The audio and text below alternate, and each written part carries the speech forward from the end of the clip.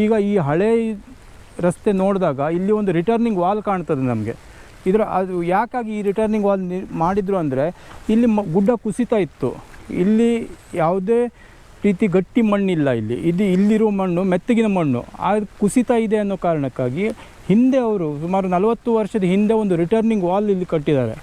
ಅದನ್ನು ಗುಡ್ಡ ಕುಸಿಬಾರ್ದು ಅಂತ, ತಡೀತದೆ ಅಂತೇಳಿ ಅದರ ಬುಡಕ್ಕೆ ಒಂದು ರಿಟರ್ನಿಂಗ್ ವಾಲ್ ಕಟ್ಟಿದ್ದಾರೆ. ಮತ್ತು ಅದನ್ನು ಕಾಲಮ್ ಮಾಡಿದ್ದಾರೆ ಅವರು. ಕಾಲಮ್ಮು ಮತ್ತು ಬೀಮ್ ರೀತಿ ಮಾಡಿ ಮಧ್ಯದಲ್ಲಿ ಗ್ರಾನೈಟ್ ಕಲ್ಲಿನ ಬ್ಲಾಕ್ಸ್ಗಳನ್ನು ಹಾಕಿ ಬ್ಲಾಕ್ ಮಾಡಿದ್ದಾರೆ. ಈ ತಡೆಗೋಡೆ ನೋಡಿ, ಗುಡ್ಡ ಕುಸಿಬಾರ್ದು ಅಂತೇಳಿ ಕಟ್ಟಿದಂಥದ್ದು. ಇದು ರಸ್ತೆ ಆಗಿ 50 ವರ್ಷ ಆಯಿತು ಅಂದರೆ ಇದು ಯಾವಾಗ ಇದು ರಸ್ತೆ ಆಗಿತ್ತೋ ಆವಾಗಲೇ ಕಟ್ಟಿದ್ದು. ಈಗ ಇಲ್ಲಿಗೆ ನೋಡಿ ನೀವು, ಇದು ಒಂದಾಗಿದ್ಮೇಲೆ ಅಲ್ಲಿ ಗುಡ್ಡ ಮತ್ತೆ ಹಿಂದೆ ಇದೆ, ಅಲ್ಲಿ ಹಿಂದ್ಗಡೆ ಇದೆ ನೋಡ್ರಿ, ಆ ಗುಡ್ಡ ಇದೆ. ಆ ಗುಡ್ಡಕ್ಕೆ ಆ ಮಣ್ಣು ಜಾರಿ ಕೆಳಗೆ ಬರಬಾರ್ದು ಅಂತೇಳಿ ಅದರ ಬುಡದಲ್ಲಿ ತಡೆಗೋಡೆ ಹಾಕಿದ್ದಾರೆ. ಈ ತಡೆಗೋಡೆ ರಚನೆ ನೋಡಿ, ಇದೊಂದು ಸಾಂಪ್ರದಾಯಿಕ ಶೈಲಿ ಬಳಸಿದ್ದಾರೆ ಅವರು ಇಲ್ಲಿ ತಡೆಗೋಡೆ ಮಾಡುವಾಗ. ನೀವೀಗ ಆಧುನಿಕ ವಿಧಾನ ಅಂದರೂ ಕೂಡ ಇದು ನಮಗೆ ಚರಿತ್ರೆ ಕಾಲದಲ್ಲಿ ಬರುವಂಥ ಒಂದು ರಚನೆ. ಇದು 2 ಕಾಲಮ್ ಮಧ್ಯ ಕಲ್ಲು ತುಂಬಿದ್ದಾರೆ ಅವರು. ಹಾಗೆಯೇ ಮೇಲೆ ಒಂದು ಬೀಮ್ ಮಾಡಿದ್ದಾರೆ. ಆ ಬೀಮು ಮತ್ತು ಕಾಲಮ್ಗಳಲ್ಲಿ ಮಾತ್ರ ಅವರು ಸಿಮೆಂಟ್ ಬಳಸಿದ್ದಾರೆ. ಅದು ಸಿಮೆಂಟ್ ಬಳಸಿದ್ದಾರೆ. ಅದರಲ್ಲಿ ಸಿಮೆಂಟ್ ಬಳಸಿದ್ದಾರೆ. ಅದ್ರ ಮಧ್ಯೆ ನೋಡಿ, ಅಳತೆ ನೋಡಿ, ಅವರು ಪ್ರತಿ 10 ಅಡಿ 10 ಅಡಿ 10 ಅಡಿ ಅಗಲ 10 ಅಡಿ ಎತ್ತರ ಇದೆ. ಇದರಲ್ಲಿ ಅವರು ನಮ್ಮ ಕಾಣಿಕೆ ಕಲ್ಲನ್ನು ಸೈಜ್ ಮಾಡಿ ಕಟ್ಟಿದ್ದಾರೆ ಹೊರಗಡೆಯಿಂದ ಫಿನಿಶಿಗೆ. ಇದ್ರ ಒಳಗಡೆ ಏನಿದೆ ಇದನ್ನು ಪೀಸನ್ನು ತುಂಬಿದ್ದಾರೆ ಅವರು. ಯಾಕೆ ಈ ಗ್ಯಾಪು? ಇಲ್ಲಿ ಅವರು ಯಾವುದೇ ಒಂದು ಗಾರೆಯನ್ನು ಬಳಸಿಲ್ಲ. ಯಾಕೆ ಅಂದರೆ ಒಳಗಡೆ ಏನು ಮಣ್ಣು ನೀರನ್ನು ಹೀರ್ಕೊಳ್ತಾ ಇತ್ತೋ, ಮಣ್ಣಲ್ಲಿ ಏನು ನೀರು ಬರ್ತದೋ ಆ ನೀರು ಜಿನುಗಿ ನೀರಷ್ಟೇ ಹೊರಗೆ ಬರ್ತಾ ಇತ್ತು, ಮಣ್ಣು ಒಳಗಡೆನೇ ಇರ್ತಿದ್ದು. ಆ ರೀತಿಯಲ್ಲಿ ಅದಕ್ಕೆ ಗುಡ್ಡದ ಬುಡಕ್ಕೆ ಒಂದು ಸಪೋರ್ಟ್ ಸಿಗ್ತಾ ಇತ್ತು. ಹಾಗಾಗಿ ಅದು ಕುಸಿತಾ ಇರಲಿಲ್ಲ. ಈಗ ಏನಾಗಿದೆ, ನಮ್ಮ ಹೊಸ ರಸ್ತೆ ಮಾಡುವಾಗ ಈ ಗೋಡೆಯನ್ನು ತೆಗೆದಿದ್ದಾರೆ, ಗುಡ್ಡ ಇನ್ನಷ್ಟು ಎತ್ತರಕ್ಕೆ ಕತ್ತರಿಸಿದ್ದಾರೆ. ಆದರೆ ಅವರು ಅದಕ್ಕೆ ತಡೆಗೋಡೆ ಕಟ್ಟಲೇ ಇಲ್ಲ. ಇಲ್ಲಿ ಅವರಿಗೆ ಒಂದು ಮಾದರಿ ಇತ್ತು. ಆದರೆ ಈ ಒಂದು ಮಾದರಿಯನ್ನು ಬಳಸ್ಕೊಂಡು ಈಗಲಾದರೂ ತಡೆಗೋಡೆ ಮಾಡಿದರೆ ಇನ್ನು ಮುಂದಿನ ದಿನಗಳಲ್ಲಿ ಆಗುವಂಥ ದುರಂತವನ್ನು ರಸ್ತೆ ಮಾಡ್ತಾರೆ, ಅಲ್ಲೆಲ್ಲ ತಡೆಗೋಡೆ ಆಗಲೇಬೇಕು. ಈಗಿನ ತಡೆಗೋಡೆಗಳು ಯಾವ ರೀತಿ ಇದೆ, 2-4 ಇಂಚ್ ದಪ್ಪದಲ್ಲಿ ಕಾಂಕ್ರೀಟಿನ ಒಂದು ಪ್ಲಾಸ್ಟರ್ ಮಾಡ್ತಾ ಇದ್ದಾರೆ. ಆ ಪ್ಲಾಸ್ಟರಿನ ಸಾಮರ್ಥ್ಯ ಗುಡ್ಡದ ಮಣ್ಣು ಮತ್ತು ನೀರು ಜೊತೆಯಾಗಿ ಬಂದಾಗ ಉಂಟಾಗೋ ಒತ್ತಡ ತಡ್ಕೊಳ್ಳುವಷ್ಟು ಸಾಮರ್ಥ್ಯದಲ್ಲಿ ಇಲ್ಲ. ಈಗ ನಾವು ಅದನ್ನು ಮಿರ್ಜಾನ್ನಲ್ಲಿ ನೋಡಿದ್ದೇವೆ, ತಂಡ್ರಕೂಳಿಯಲ್ಲಿ ನೋಡಿದ್ದೇವೆ, ಬೈಂದೂರಲ್ಲಿ ನೋಡಿದ್ದೇವೆ. ಅಂಥದ್ದೆಲ್ಲ ಅದು ಗೋಡೆ ಆ ಪ್ಲಾಸ್ಟರ್ ಒಡೆದು ಗೋಡೆ ಕುಸಿದಿದೆ. ಆದರೆ ಈಗ ಮಾದರಿ ಏನಿದೆ, ನಮ್ಮ ಈ ಸಾಂಪ್ರದಾಯಿಕ ಮಾದರಿಯ ಗೋಡೆ ಏನಿದೆ, ಇದು ಹೆಚ್ಚಿನ ಒತ್ತಡ ತಡ್ಕೊಂಡು ಹೆಚ್ಚು ಕಾಲದಿಂದ ಬಾಳಿಕೆಯಲ್ಲಿದೆ. ಈಗಲೂ ನೋಡಿ, ಈ ರಸ್ತೆ ಕೆಟ್ಟೋದ್ರೂ ಇದು 50 ವರ್ಷದಿಂದ ಈ ಗೋಡೆ ಹಾಗೆ ನಿಂತ್ಕೊಂಡಿದೆ. ಈಗ ನಾವು ಈ ಗೋಡೆಯನ್ನು ಬಿಟ್ಟು ನಮ್ಮ ಆಧುನಿಕ ತಂತ್ರಜ್ಞಾನ ಅಂತ ಏನು ಮಾಡ್ತಾ ಇದ್ದೇವೆ, ಅದು ಅಷ್ಟು ಯಶಸ್ವಿ ಆಗಲಿಲ್ಲ ಇಂಥ ಸ್ಥಳಗಳಲ್ಲಿ. ಇಲ್ಲಿ ನೋಡಿ, ಇಲ್ಲಿ ಈ ತಡೆಗೋಡೆ ಇಲ್ಲಿ ಎತ್ತರಕ್ಕೂ ಹೋಗಿದೆ. ಮಣ್ಣು ಎತ್ತರ ಇದರಿಂದ ಇಲ್ಲಿ ಎತ್ತರದವರೆಗೂ ಕಟ್ಟಿದ್ರು ಅವರು. ಅಲ್ಲಿ ನಮಗೆ ಒಂದು ಬೀಮ್ ಕಾಣ್ತಾ ಇತ್ತು, ಇಲ್ಲಿ 2 ಬೀಮ್ ಕಾಣ್ತಾ ಇದೆ. ಮತ್ತು ಆ ಕಾಲಮ್ಗಳನ್ನು ದಪ್ಪ ಕೂಡ ಇಲ್ಲಿ ಕಾಣ್ತದೆ. ಇದು ಯಾಕೆ ಕುಸಿದಿದೆ ಅಂದರೆ ಇದರ ಆ ಕಡೆ ಮಣ್ಣು ಈಗ ತೆಗೆದಿದ್ದಾರೆ. ಹೊಸ ರಸ್ತೆ ನಿರ್ಮಾಣಕ್ಕಾಗಿ ಈ ಗೋಡೆದ ಆ ಕಡೆ ಮಣ್ಣು ತೆಗೆದಿದ್ದಾರೆ. ಹಾಗಾಗಿ ಈ ಕಲ್ಲುಗಳು ಲೂಸಾಗಿ ಬೀಳ್ತಾ ಇದೆ.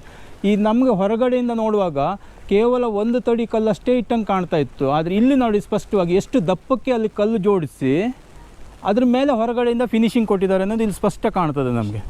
ಅಂದರೆ ಈ ತಡೆಗೋಡೆ ಬರೀ ಒಂದು ತೆಳ್ಳಗಿಂದಲ್ಲ, ಇದು ಆ ಗುಡ್ಡದ ಮಣ್ಣನ್ನು ತಡಿಲಿಕ್ಕೆ ಅಷ್ಟು ದಪ್ಪಕ್ಕಾಗಿ ಅವ್ರು ಮಾಡಿದ್ದಾರೆ. ಇಂಥದ್ದೆಲ್ಲ ಇಲ್ಲಿ ಇತ್ತು, ಮಾಡೆಲ್ ಇತ್ತು. ಈಗ ಈ ಹೊಸ ಯೋಜನೆ ಮಾಡುವಾಗ ಇಂಥ ಮಾಡೆಲ್ ಇತ್ತು, ಆದರೆ ಅದನ್ನು ಅಳವಡಿಸ್ಕೊಳ್ಳಿಲ್ಲ ಅವರು. ಇಲ್ಲಿ ನೋಡಿ, ಈ ಗೋಡೆ ಅವರು 10 ಅಡಿಗೆ ಒಂದು ಕಾಲಮ್ ಹಾಕಿದ್ದಾರೆ, ಮತ್ತೆ 10 ಅಡಿ ಎತ್ತರಕ್ಕೆ ಒಂದು ಬೀಮ್ ಹಾಕಿದ್ದಾರೆ. ಹಾಗೆಯೇ ಮೇಲೆ ಮತ್ತೆ 10 ಅಡಿ ಬಿಟ್ಟು ಮತ್ತೆ ಬೀಮ್ ಹಾಕಿದ್ದಾರೆ. ಹೀಗೆ 10 ಬೈ 10ರದ ಒಂದೊಂದು ಚೌಕ ಮಾಡಿ ಅದರೊಳಗಡೆ ಕಲ್ಲು ತುಂಬಿದ್ದಾರೆ. ಆ ಕಲ್ಲುಗಳಿಗೆ ಅವರು ಕಾಲಮ್ಗಳಿಗೆ ಮಾತ್ರ ಸಿಮೆಂಟ್ ಬಳಸಿದ್ದಾರೆ.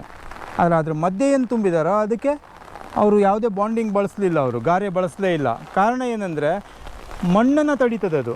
ಆದರೆ ಮಣ್ಣಿನ ಒಳಗೆ ಆ ಕಡೆ ಏನು ಇಂಗ್ತದೆ ಗುಡ್ಡದಲ್ಲಿ ನೀರು, ಅದು ಇದ್ರ ಮೂಲಕ ಜಿನುಗಿ ಹೊರಗೆ ಹೋಗ್ತದೆ. ಎಲ್ಲಿಯೂ ಕೂಡ ನೀರಿನ ಒತ್ತಡ ಈ ಗೋಡೆ ಮೇಲೆ ಬರೋದಿಲ್ಲ. ಈ ಸಡಿಲು ಮಣ್ಣಿನಲ್ಲಿ ನೀರು ಕೂಡ ಅಷ್ಟೇ ಸಡಿಲಾಗಿ ಹೊರಗೆ ಹೋಗ್ಬಿಡ್ತದೆ, ಗೋಡೆ ಗಟ್ಟಿಯಾಗಿರ್ತದೆ. ಈಗ 50 ವರ್ಷದ ಹಿಂದೆ ಕಟ್ಟಿದ ಗೋಡೆ ಆದರೂ ಎಷ್ಟು ಗಟ್ಟಿಯಾಗಿದೆ ನೋಡಿ. ಈಗ ಇಲ್ಲೆಲ್ಲ ಕುಸ್ದಂಗೆ ಕಾಣ್ತದೆ. ಇದು ಯಾಕೆ ಅಂದರೆ ಈಗ ತೆಗಿತಾ ಇದ್ದಾರೆ, ಈಗ ಇದನ್ನು ರಿಮೂವ್ ಮಾಡ್ತಾ ಇದ್ದಾರೆ ಹೊಸ ರಸ್ತೆಗಾಗಿ. ಹಾಗಾಗಿ ಇಲ್ಲಿ ಸ್ವಲ್ಪ ಬಿದ್ದಿದೆ. ಉಳಿದಂತೆ ಈ ಗೋಡೆ ಪೂರ್ತಿ ಗಟ್ಟಿಯಾಗಿದೆ. ಹಿಂದೆ ರಸ್ತೆ ಮಾಡುವಾಗ ಅವರು ಇದನ್ನು ಗಮನಿಸಿದ್ರು, ಇಲ್ಲಿ ಮಣ್ಣು ಸಡಿಲವಾಗಿದೆ, ಇಲ್ಲಿ ಗುಡ್ಡ ಕುಸಿತದೆ ಅನ್ನೋದನ್ನು ಅವ್ರು ಗಮನಿಸಿದ್ರು ಮತ್ತು ಈ ಗೋಡೆ ಮಾಡಿದರು. ಇಲ್ಲಿ ನೋಡಿದರೆ ನಮಗೆ ಈ ಅವರು ಕಲ್ಲೇನು ತೆಗೆದಿದ್ದಾರೆ ಈಗ, ಅಲ್ಲಿ ಗೊತ್ತಾಗ್ತದೆ ಈ ಗೋಡೆ ಎಷ್ಟು ದಪ್ಪ ಕಟ್ಟಿದ್ರು ಅವರು ಅಂತ. ಇವರೇ ತೆಗೆದಿದ್ದು ಕಲ್ಲನ್ನು ಸೊಲಕ್ ತೆಗೆದು. ಹಾ, ಇದ್ರ ಆ ಕಡೆ ರಸ್ತೆ ಆಯ್ತಲ್ಲ ಈಗ, ಇದು ಬಿದ್ದಿದ್ದಲ್ಲ, ಇದ್ರ ಆ ಕಡೆ ರಸ್ತೆಗಾಗಿ ಗುಡ್ಡ ತೆಗೆದ್ರು, ಮಣ್ಣು ತೆಗೆದ್ರು, ಮಣ್ಣು ತೆಗೆದ್ರು. ಈ ಗೋಡೆ ಈಗ ತೆಗಿತಾರೆ. ಈಗ ನೀವು ಅಲ್ಲಿಂದ ತೆಕ್ಕೊಂಡು ಬಂದಿದ್ದಾರಲ್ಲ, ಅದೇ ರೀತಿ ಇಲ್ಲಿ ಕೂಡ ತೆಗಿತಾರೆ. ಇನ್ನು ಮತ್ತೆ ಕೆಲವು ದಿವಸದಲ್ಲಿ ಈ ಗೋಡೆ ಕೂಡ ನಿಮ್ಗೆ ನೋಡ್ಲಿಕ್ಕೆ ಸಿಗೋದಿಲ್ಲ. ಅದು ಇದು ತೆಗೆದಾಗ ಇಂಥದ್ದೇ ಗೋಡೆ ಆ ಕಡೆ ಗುಡ್ಡಕ್ಕೆ ಆಗಬೇಕು, ಇಲ್ಲ ಅಂದರೆ ಮತ್ತೆ ಗುಡ್ಡ ಕುಸಿತ ಇಲ್ಲಿ ನಿರಂತರವಾಗಿರ್ತದೆ. ಇಲ್ಲ ಅಂತಲ್ಲ, ಎಲ್ಲ ಕಡೆಗೂ ಆಗಬೇಕು, ಎಲ್ಲ ಕಡೆನೂ ಆಗಬೇಕು. ಗುಡ್ಡವನ್ನು ಎಲ್ಲಿ ಸಡಿಲು ಮಣ್ಣಿದೆ ಗುಡ್ಡ ಕೊರದಲ್ಲಿ ಅಲ್ಲೆಲ್ಲ ಇಂಥ ಒಂದು ತಡೆಗೋಡೆ ಆಗಬೇಕು. ಈ ತಡೆಗೋಡೆ ಏನಿದೆ ಇದು ಒಂದು ನಮ್ಮ ಸಾಂಪ್ರದಾಯಿಕವಾದ ತಡೆಗೋಡೆ. ಇದು ನಮ್ಮ ಚರಿತ್ರೆ ಕಾಲಕ್ಕೆ ಹೋದರೆ ನಮ್ಮ ಕೋಟೆ ಕೊತ್ತಲುಗಳಿಗಾಗಲಿ ಆ ಕಾಲದಲ್ಲಿ ಕಟ್ಟಿದಂಥ ಹಳೆಯ ಅಣೆಕಟ್ಟುಗಳಿಗಾಗಲಿ ಇಂಥದ್ದೇ ತಡೆಗೋಡೆ ಇದೆ. ಇಲ್ಲಿ ಯಾವುದೇ ಒಂದು ಗಾರೆಯ ಬಳಕೆ ಇಲ್ಲದೆ ಕಾಲಮ್ಗಳನ್ನು ಕಲ್ಲಿನಿಂದನೇ ಮಾಡಿ ಅದರ ಮಧ್ಯೆ ಗೋಡೆ ಕಟ್ಟಿದ್ದು. ಇದು ಮಣ್ಣನ್ನು ಬಹಳ ದೊಡ್ಡ ಪ್ರಮಾಣದಲ್ಲಿ ತಡೀತದೆ. ಈ ಸಾಂಪ್ರದಾಯಿಕ ಶೈಲಿಯು ನಮ್ಮಲ್ಲಿ ಯಶಸ್ವಿಯಾಗಿದೆ. ಇಲ್ಲಿ ಕೂಡ ಅದು ಯಶಸ್ವಿಯಾಗಿರೋದು ನಮ್ಗೆ ಕಾಣ್ತದೆ. ಸಾಮಾನ್ಯವಾಗಿ ಗುಡ್ಡ ಕುಸಿಲಿಕ್ಕೆ ವಿಜ್ಞಾನಿಗಳು ಬೇರೆ ಬೇರೆ ಕಾರಣಗಳನ್ನು ಹೇಳ್ತಾರೆ. ಆದರೆ ಇಲ್ಲಿ ಆಗಿದ್ದು ಗುಡ್ಡವನ್ನು ನೇರವಾಗಿ ಕೊರೆದಿದ್ದು ಒಂದು, ಮತ್ತು ಅದರಲ್ಲಿ ಈ ಗುಡ್ಡದ ಮಣ್ಣು ಭಾಳ ಸಡಿಲವಾಗಿದೆ. ಅದು ಸುಲಭದಲ್ಲಿ ನೀರು ಒಳಗೋದಾಗ ಪದರು ಪದರಾಗಿ ಬಿಡ್ತದೆ ಮತ್ತು ಕುಸಿತದೆ. ಇಲ್ಲಿ ಇಂಥ ಸ್ಥಳಗಳಲ್ಲಿ ಎಲ್ಲಿ ಸಡಿಲು ಮಣ್ಣಿದೆಯೋ ಅಲ್ಲಿ ಇಂಥ ಒಂದು ಸಾಂಪ್ರದಾಯಿಕ ತಡೆಗೋಡೆಯ ಅವಶ್ಯಕತೆ ಇದ್ದೇ ಇದೆ, ಅದು ಮಾಡಲೇಬೇಕು.